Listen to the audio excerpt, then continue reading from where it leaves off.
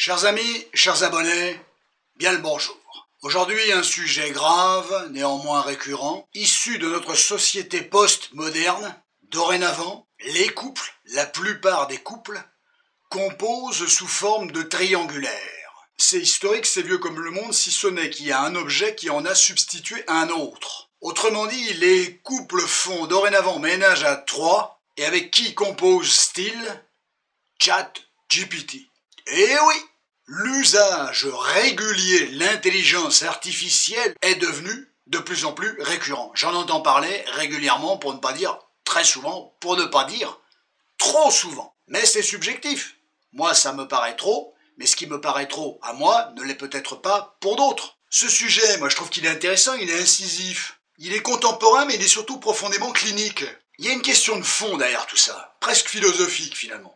Psychophilosophique, je les aime bien celle-là. Peut-on encore être deux dans une société qui pousse à penser seul, par soi-même, en autarcie, enfermé sur soi-même, replié sur soi-même, et seul avec sa machine, seul avec son IA? Il y a un vrai problème d'éthique relationnelle en fait, et notamment avec l'IA. Bon, le triangle moderne, c'est quoi? Moi, toi et l'IA. Ce recours à ChatGPT, archi fréquent, révèle bien une mutation fondamentale, une mutation dans le fonctionnement des êtres humains, et d'une vis-à-vis d'eux-mêmes, et de deux vis-à-vis de l'autre. Qu'est-ce que ça génère des facteurs? Un appauvrissement finalement de la relation à l'autre. L'IA, c'est tellement une bulle, c'est super fantasmatisé, c'est super valorisant même d'une certaine manière, que t'as envie de passer ton temps là-dedans. Oui, mais t'es plus dans la réalité. T'es plus dans la réalité relationnelle. De quelle réalité parle-t-on? T'es plus dans la réalité relationnelle. Ah, bah évidemment que c'est un refuge. Il est toujours disponible, toujours sympa, toujours avenant, toujours bienveillant, tout ce que tu fais c'est top. Ton partenaire, il va pas passer son temps à te dire que tout ce que tu fais c'est top. C'est un petit peu le problème des relations humaines, ton partenaire il pourra avoir tendance à pointer du doigt ce qui ne va pas. Ça c'est le problème des relations humaines. C'est compliqué les relations humaines, ça reste passionnant, mais c'est compliqué. Et c'est vrai que c'est pas facile à gérer. Le couple ne cultive pas forcément l'égocentrisme. D'une certaine manière oui, d'une autre non. Oui, parce que s'il y a de l'autre, eh ben c'est que t'as une valeur, puisque l'autre il est là, sinon il serait pas là. Mais attention, l'autre te renvoie aussi peut-être tes avantages, mais tes défauts. Et là c'est plus emmerdant à gérer. Les relations humaines, l'autre il a son émotion, son affectivité, et très vite il va te la faire comprendre, il va te la faire ressentir, ou tu vas l'entendre dans la vibration, ou tu vas l'entendre dans sa perception, ou son regard. Je sais bien, c'est pour ça que c'est agréable d'aller sur ChatGPT, mais tu perds l'essence même des relations humaines. C'est pas toujours agréable, effectivement, un mauvais regard, une mauvaise posture, un mec qui se braque, ou une nana qui se braque, ou qui fait un caprice, je sais bien. Mais c'est là-dedans qu'il faut trouver une solution. Même si les outils de chat cérébrés sont intéressants, mais il faudra les faire vivre face à quelqu'un qui effectivement est plutôt braqué, ou qu'il faudra convaincre. Alors bien sûr, ChatGPT mettra les formes. Voilà, c'est son truc, lui. Ça, voilà. Ça, c'est bien. Si vous pouviez, alors non pas faire comme ChatGPT, on va se calmer, mais effectivement, y mettre les formes quand vous argumentez, quand vous vous adressez à quelqu'un. C'est pour ça que les gens adorent ChatGPT. Tout est arrondi, tout est polissé. Il n'a pas d'humeur. Mais attention, elle cultive l'égocentrisme. L'IA, tu lui sors ce que tu veux, il absorbe. Je peux le comprendre. Ton partenaire, tu peux pas lui sortir ce que tu veux. Il absorbe pas. Il va absorber certaines choses, façon de parler, il va traiter les choses, mais il y a des choses qui passeront pas, qui lui poseront problème à l'autre. Et le danger, plus vous allez passer du temps à parler à une machine qui absorbe tout, qui juge rien, plus effectivement ça vous donnera pas forcément les bons rouages et les bons mécanismes quand vous êtes confronté à la situation avec votre partenaire où il faut faire passer des messages, dont 1 sur 2 ne passera pas. Non pas parce qu'ils sont pas bons les messages, parce que l'autre ça lui posera problème. Et c'est là où il faudra essayer de trouver un consensus. Plutôt que de trouver une vérité dans le couple, l'être humain cherche maintenant une vérité ailleurs. C'est le rôle du tiers. Mais là, à la limite, c'est pas une personne. Ce n'est pas une personne, c'est pas un être humain. Donc il n'a pas le fonctionnement d'un être humain. On déshumanise les relations humaines. Aujourd'hui, l'être humain, il veut pas avoir tort. Donc le meilleur moyen de ne pas avoir tort, c'est de vendre la situation, je ne sais pas de quelle manière alambiquée, puisque ChatGPT va toujours un peu quand même dans le sens de celui qui lui s'exprime, hein, on est bien d'accord. La plus grande supercherie qui peut émaner de chat, c'est quand chat te répond « Je comprends ce que tu dis, je comprends ce que tu ressens. » Mais d'où il comprend? Tu peux pas comprendre. Le seul truc que tu peux comprendre ou pas, c'est ce que tu vis. C'est une logique binaire qui s'impose. Désincarné, sans émotion, sans perception. Parce que dorénavant, quand il y a un arbitrage à faire, deux personnes pas d'accord, autrement dit un couple, c'est pas grave ça, si chacun débat. Personne, à mon sens, n'a ni raison ni tort.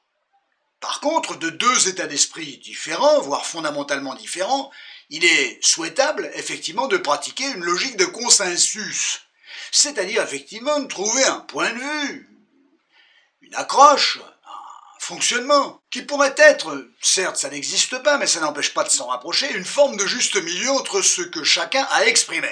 Une forme de juste milieu. Ou alors, la réciprocité. Un coup, c'est l'un qui l'emporte, le coup d'après, c'est l'autre, et ainsi de suite. De quoi est-il question? Si c'est des grands débats pour le couple, il n'y a pas de un coup l'un, un coup l'autre. Non, ça doit consensus obligatoire. Si c'est pour un resto, voilà, un coup l'un, un coup l'autre, ça c'est pas un problème. Ou un film, on est bien d'accord. Ou le choix des vacances. Donc on revient à nos petites affaires, c'est plus un triangle amoureux avec la nana, le mec, et puis malheureusement un tiers des fois, hein, c'est souvent une ex, voilà, auquel l'un des deux partenaires peine à faire son deuil, c'est quelqu'un qui occupe un petit peu trop de place, ça complique considérablement un couple. Donc même maintenant, même sans qu'il y ait tout ça, déjà, je peux vous dire qu'un couple qui n'a pas ces problèmes-là, il est déjà pas trop mal, eh ben, ChatGPT est venu prendre sa place. C'est tout juste si dans votre lit, il faudra pas lui faire une petite place bientôt, parce qu'il y aura une petite place pour ChatGPT, tu comprends? Je le dis à l'anglaise, la classe, tu comprends?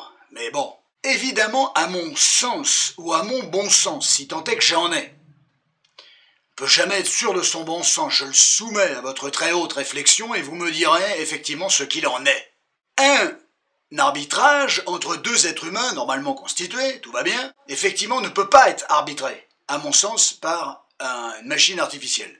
Pourquoi? Les problèmes d'humain se règlent par l'humain. Je ne dis pas que ChatGPT n'ait pas un certain bon sens, il aura un sens factuel, on est bien d'accord, mais il suffit qu'il y ait un conflit, l'un des deux protagonistes prend ChatGPT, tape la problématique, ChatGPT répond « Ah t'as vu, j'avais raison, ChatGPT me donne raison. » Faut arrêter. ChatGPT ne peut pas être un arbitre, il ne peut pas être un juge, il ne peut pas être témoin à charge ou à décharge. Vous devez par vous-même trouver une solution. Le souci, c'est que c'est compliqué. Je suis bien d'accord les petits amis. Ceci dit, on est en 2025 jusqu'à preuve du contraire. Bon, des couples, il y en a eu depuis combien de temps? Pouf, c'est en milliers d'années, on est d'accord. Et comment ils faisaient? Comment ils faisaient? Plus il y a de la technologie, plus il y a de divorces. Il n'y a plus de débat. Parfois c'est utile, parfois c'est très embêtant. Parce que les conversations, peut-être pas pendant des heures et des heures, n'exagérons rien, mais pour effectivement argumenter, pour donner son point de vue et expliquer en quoi c'est mieux pour soi de procéder de telle ou telle manière ou de faire comme ci ou de faire comme ça, moi je pense que ça reste encore une bonne mesure ça. Le souci de Chat, c'est que Chat, il va pas parler à ta place. Ta nana ou ton mec, quand tu lui sors ChatGPT, il n'a pas envie d'entendre un robot infernal. Il a envie, toi, qu'est-ce que tu es capable de me dire? Alors toi, tu pourras toujours dire, oui, attends, le Chat, il est plus synthétique que moi, et ainsi de suite. Probablement, c'est bien possible. Mais à la limite, faites de la broderie, mais vaut mieux une broderie humaine qu'un truc d'une fluidité déconcertante issue d'une machine. Enfin, moi, je trouve. On invoque une tierce entité comme un référent. Bon, certes, il est neutre. Bon, une visée un tantinet scientifique. Mais un problème d'humain n'a pas besoin d'une résolution scientifique. Un problème d'humain, il a besoin de trouver une résolution humaine, pas scientifique. C'est l'algorithme du savoir. Or, un problème entre êtres humains, problématique. Il n'a pas besoin d'un algorithme. Il n'est pas algorithmique, ce problème-là, cette problématique-là. L'intervention de l'IA, ça fragilise le narcissisme, bien évidemment, des protagonistes. Et d'une, celui qui argumente plus, puisqu'il se sert de l'IA, et celui de l'autre a fortiori, puisque finalement, je te parle pas à toi, c'est l'IA qui va prendre ma place. Voilà. Il est mon représentant légal, tu comprends? Voilà. Et ça, ça me paraît un souci, parce que quand t'es en couple, t'as pas envie que ça soit l'IA qui te réponde quand t'as un problème avec ton mec ou avec ta nana. T'as envie que ça soit ton mec ou ta nana. Donc à la limite, le tiers qui intervient, il peut être extrêmement problématique. Ça ne résout pas le problème que rencontre le couple, la problématique, le problème de communication, le désaccord, peu importe. Il y a des conflits très nourrissants pour le couple qui permettent au couple de progresser, voire qui pointent du doigt une des problématiques d'un des protagonistes du couple. C'est difficile à dire, j'aurais pas pu le dire deux fois ça. Il y a une opération problématique, la délégation de la pensée. Tu penses plus par toi-même, tu fais appel à Chat pour qu'il pense à ta place, qu'il verbalise façon de parler ou qu'il écrive à ta place, qu'il interprète à ta place. Voilà. C'est terrible ça. Tu peux pas confier à quelqu'un, une machine, aussi extraordinaire soit-elle, ta pensée à toi, ta pensée d'édification, c'est pas possible, personne ne peut penser à ta place. Même si ça peut paraître plus simple, d'abord ça ne l'est pas, parce que ce qui me paraît simple, c'est qu'est-ce que je pense moi, qu'est-ce que j'en pense moi. Ça me paraît simple. Alors j'aime pas le mot, parce que c'est pas simple, ce qu'on pense n'est jamais simple, mais c'est mieux que la pensée sophistiquée de quelque chose d'autre que vous-même. Aujourd'hui, les relations humaines, elles sont abîmées par les nouvelles technologies. L'être humain ne sont pas tous formidables, on est d'accord. Il y a des manipulateurs, on est d'accord. Mais si on met effectivement cette frange de côté, l'être humain, il mérite qu'on lui parle, qu'on s'adresse à lui, qu'on lui dise ce qu'on pense de lui. Il ne sera pas toujours fou de joie de l'entendre, mais il ne pourra pas vous le reprocher de lui avoir dit ce que vous pensiez de lui. Je vous dis ça, ça peut être autant un compliment que du désagrément.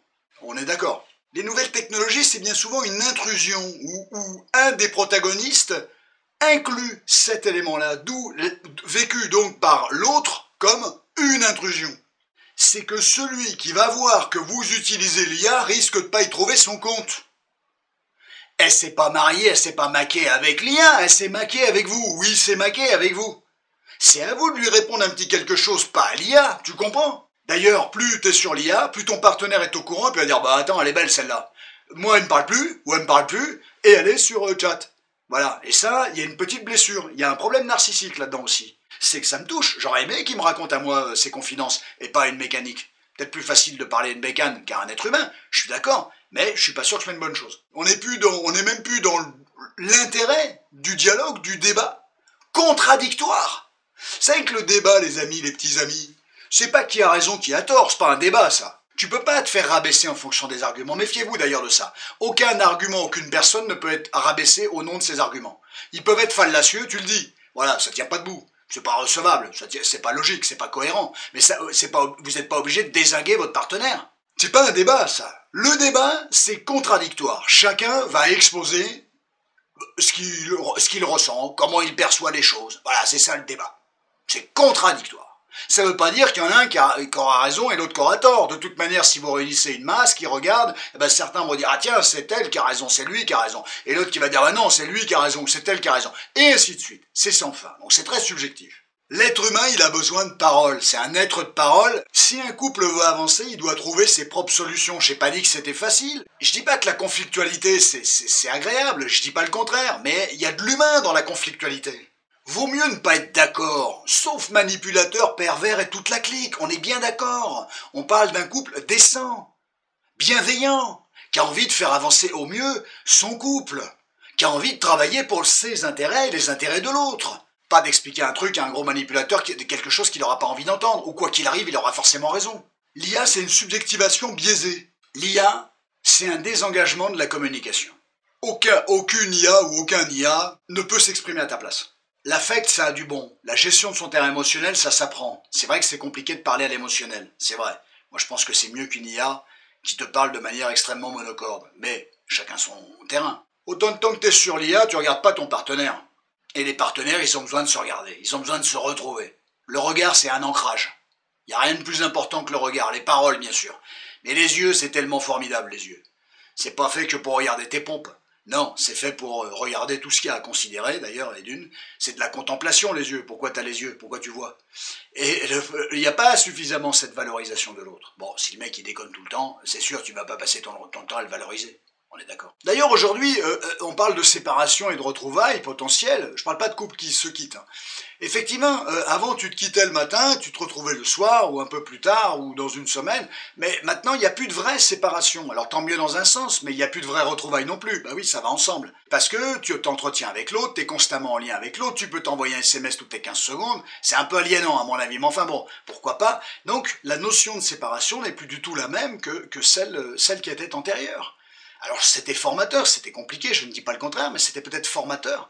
Alors que là, comme finalement on se sépare plus vraiment, avec le téléphone portable, tu es toujours en contact avec l'autre, effectivement la dimension de la frustration et de l'acceptation de la séparation n'est plus du tout vue de la même manière. Le smartphone, c'est devenu l'objet transitionnel. Vous savez, l'objet transitionnel, c'est Winnicott qui avait trouvé ça, psychanalyste anglais, qui avait dit, voilà, l'enfant, il a son doudou, ça lui permet de substituer l'absence de sa mère, de patienter jusqu'au soir. Finalement, le smartphone, aujourd'hui, c'est vraiment devenu l'objet transitionnel, le doudou.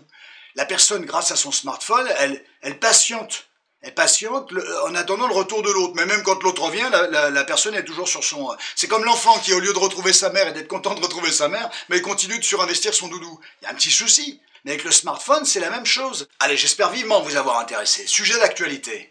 Prenez grand soin de vous. Ce sont les derniers, hein. C'est bientôt les vacances. Mois de juillet, je sais pas trop ce que je vais vous passer. En août, il n'y aura rien du tout, quoi qu'il arrive. Après, il va y avoir de l'évolution. Les choses vont bouger un peu. On en reparlera. C'est pour bientôt. Je vous tiens au courant. Je me rapproche de mes aspirations.